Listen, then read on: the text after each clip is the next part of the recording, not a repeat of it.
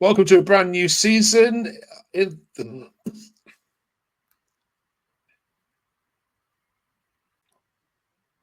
Oh, yes, the Championship is back, and Burnley are back in the Championship, but they're not going to be hanging on for long. We've got Matty here and other Burnley fans across the season and on Terrace Talk to review the whole Burnley season. This is Terrace Talk.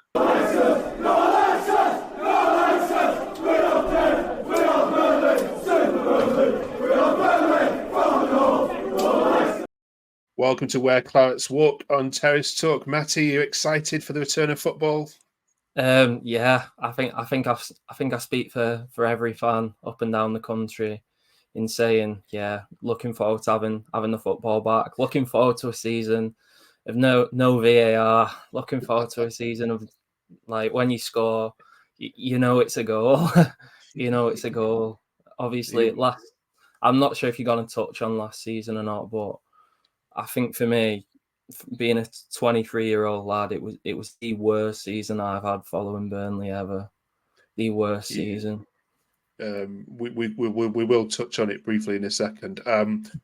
You've got Luton Town to travel to back on Monday night. We'll talk about that fixture in a second, but just tell us briefly about how the Burnley fans have reacted to Scott Parker's appointment. There were lots of names in the frame. Ruud van Nistelrooy was talked about, Alan Pardew, and there was all the crazy names of Frank Lampard. Yeah.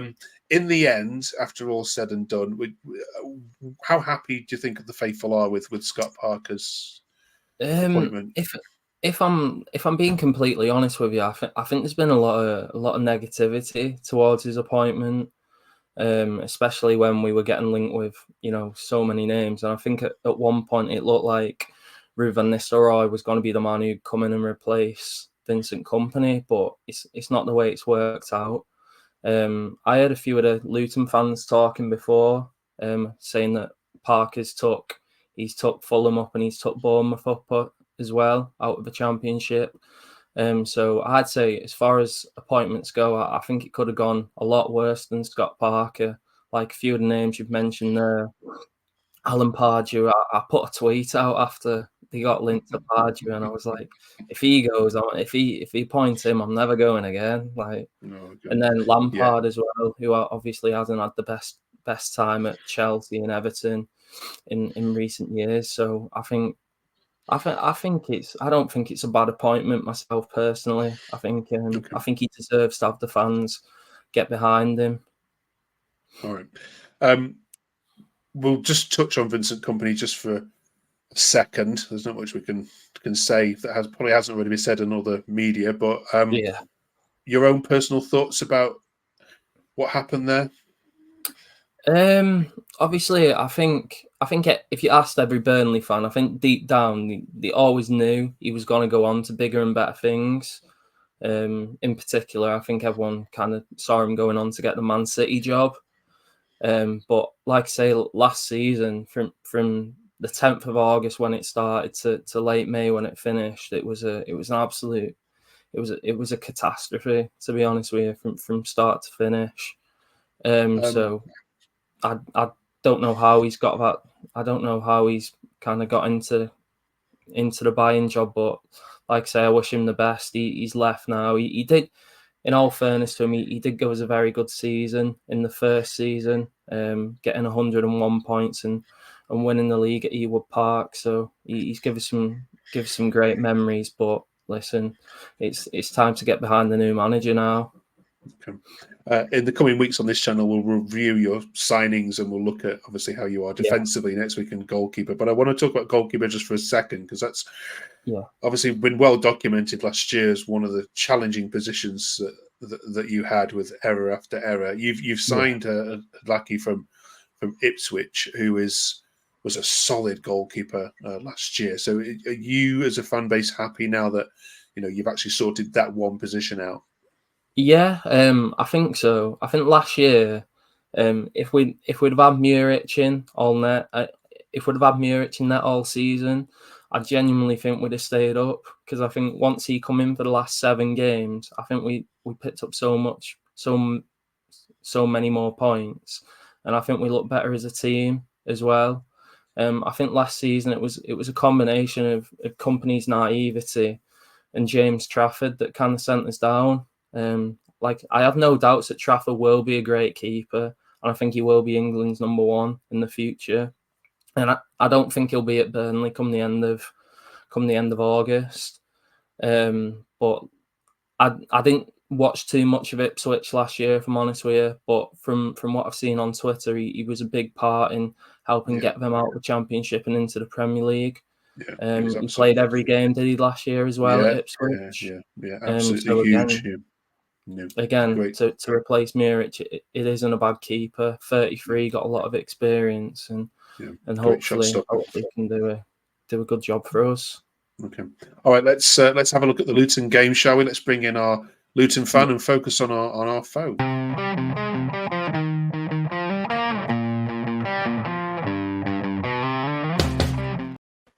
Welcome, Mark, then, to the Clarets Walk. Okay. All right, tell the Claret fans then how Luton have looking pre-season. You've not been signing as many as Burnley, have you? No, we're so basically we had a 2-2 draw away at Dundee United. We've had they went away to Slovenia for a training camp and then played 3 games behind closed doors. They've then come back, like I said, had a 2-2 draw against Dundee United, and have to say, like, offensively looked really good. Just seeing Chon was just like Chon Elijah, looking good offensively. And then Celta Vigo, a decent Spanish side, which we lost 3-1, but defence is a concern just with the injuries, but offensively we're looking good and can't wait for the season. Yeah, when the fixtures were announced, you possibly could have winced, I guess, a little bit at Burnley coming back, because they've become a bit of your bogey side, haven't they, in the last? Yeah, I actually thought how the fixtures came out, because Bethesda and Burnley are the 2 sides that got a bye in the Carabao Cup. We're playing the Monday night, the week everyone else is playing in the Carabao Cup. I don't know if that was a massive coincidence or not. How do you see the game going, Mark? Then, given you've not watched much of Burnley pre-season under Scott Parker's new management, but do you have hopes that this isn't going to be the same attacking Burnley side that got over 100 points a couple of seasons ago? I think, when we played Burnley in the Premier League, like in the Championship, they had that aura about them, that invincibility about them, because they were just beating everyone in the Championship. And that sort of aura and invincibility in the Premier League it felt a lot different playing them last season. I have to be honest, I would take a draw now. Bear in mind our poor record, and I said on the Luton show that Burnley might sit to win the league, just because Scott Parker knows how to win, how to get out of the league, and he's taken 2 teams up already. So I'm expecting a strong Burnley this season. Matty, would you put Luton in the top 6?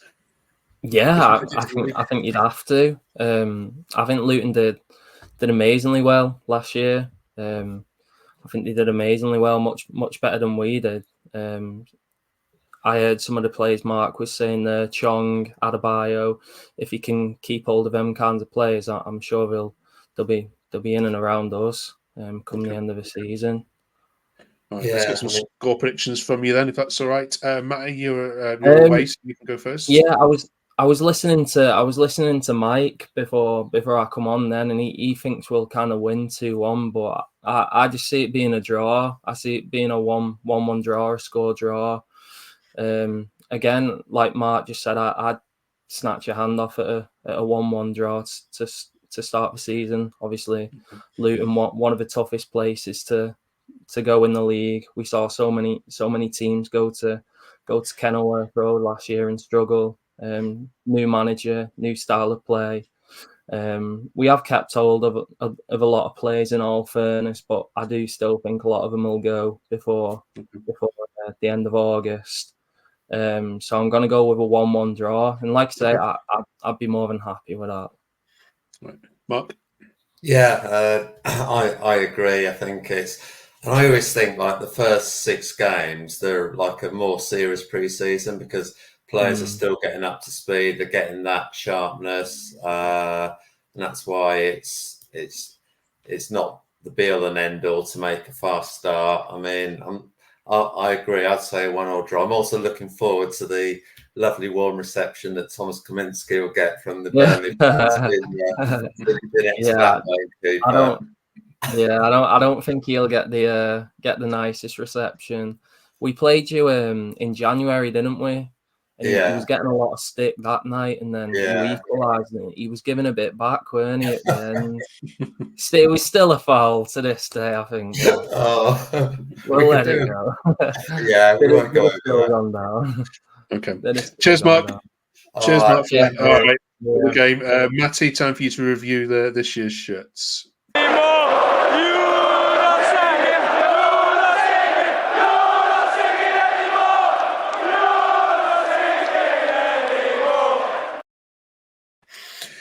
Right then. Each week we're going to ask you to comment alongside other Burnley fans. I'm going to bring Dan as well onto this to give us your view. Good evening, Dan. How are you? Can you hear us all right? Good evening. Yeah, I can hear you. Sorry, I'm late. Thank you for joining us. No problem at all. Matty, the comment there is from Murphy Brown's sponsor ruining the second shirt. Running. What's your views on the home kit this season?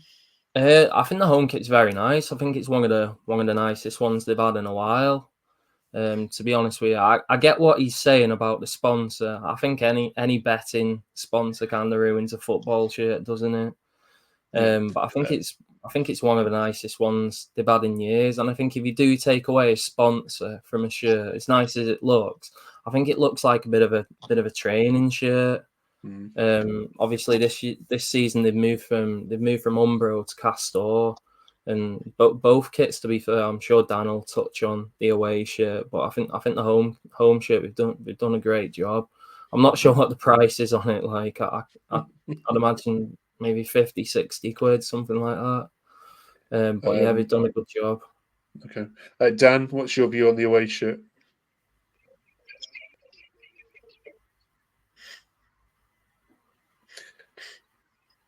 Hello, Dan. Can you hear us?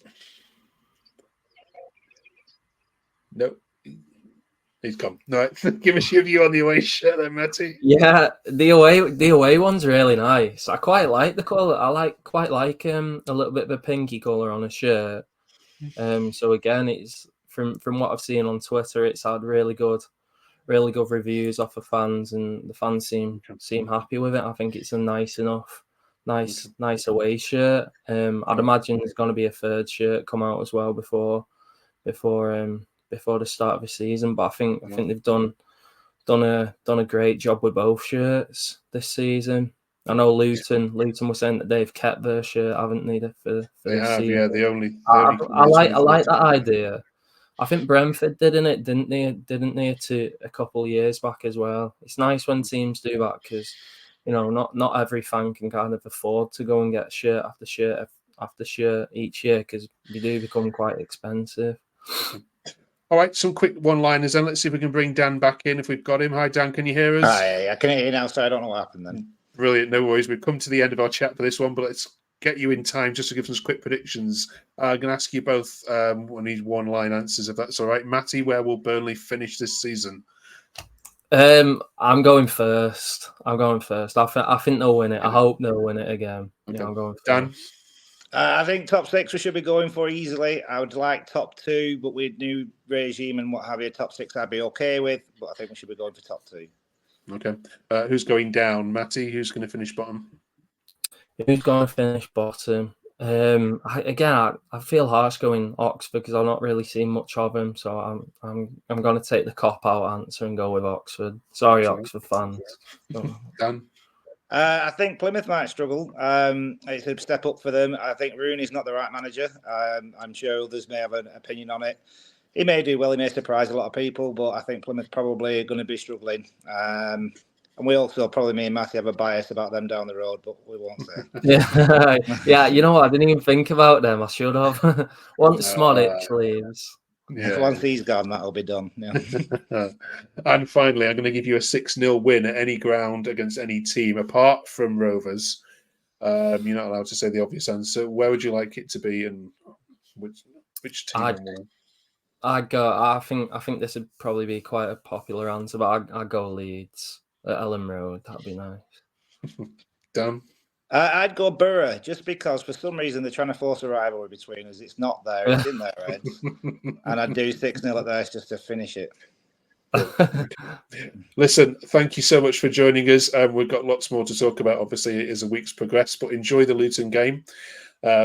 Travelling down to Kenilworth Road on a Monday night is an interesting experience for anyone, but I'm sure you've done it before. But we'll catch you next week and review it all. Thank you so much.